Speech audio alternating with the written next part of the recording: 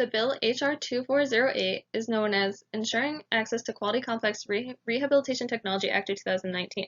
This was introduced by James Sensenbrenner on April 30th, 2019. The reason I chose this bill is because I believe all individuals should have the same rights and opportunities like every other person. This bill also has a personal connection with me since I completed my senior project on a student with Duchenne's muscular dystrophy.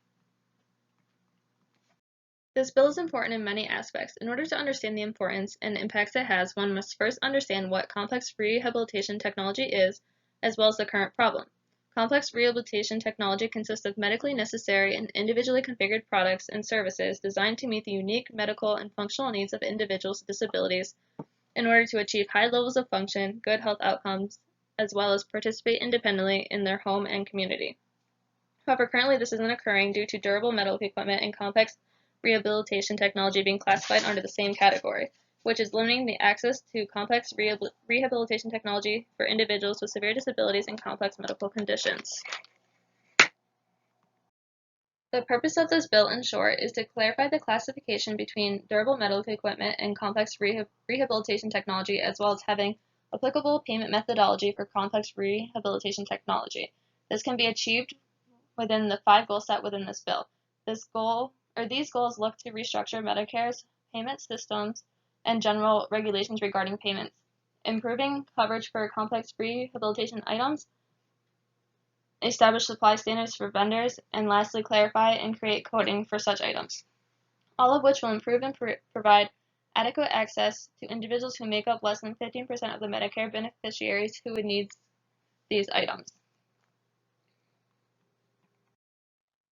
Prior bills similar to H.R. 2408 have been introduced dating back to 2012.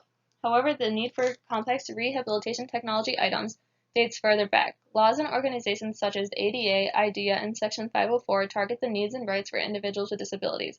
Without the history of these bills and what they stand for, H.R. 2408 would not be valid nor important.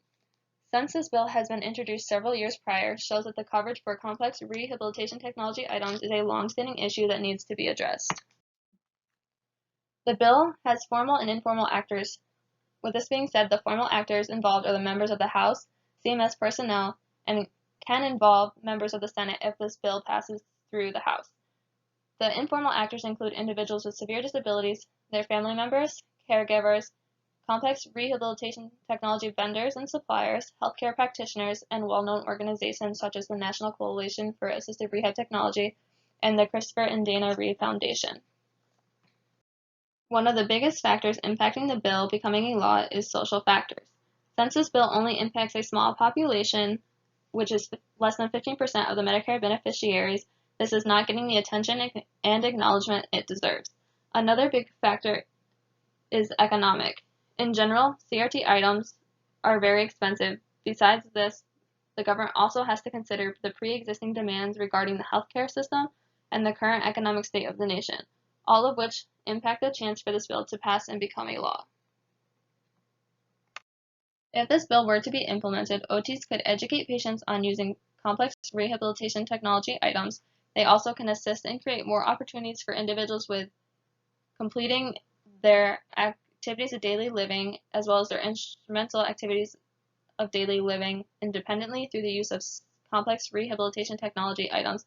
This also would create a new setting for OTs to work in, since they will be the ones evaluating and assessing the need for an individual to have access and gain the use of these items. Without the implementation of this bill, it would change the treatment approach as well as the interventions and activities completed in the treatment sessions. This in turn would change the goals of therapy and the way the OTs would communicate not only with the patient, but also the members on the interdisciplinary team. Thus, it is very important for H.R. 2408 to receive the attention and support it needs so that it can be implemented, creating new opportunities to enhance the lives of the individuals who need it the most.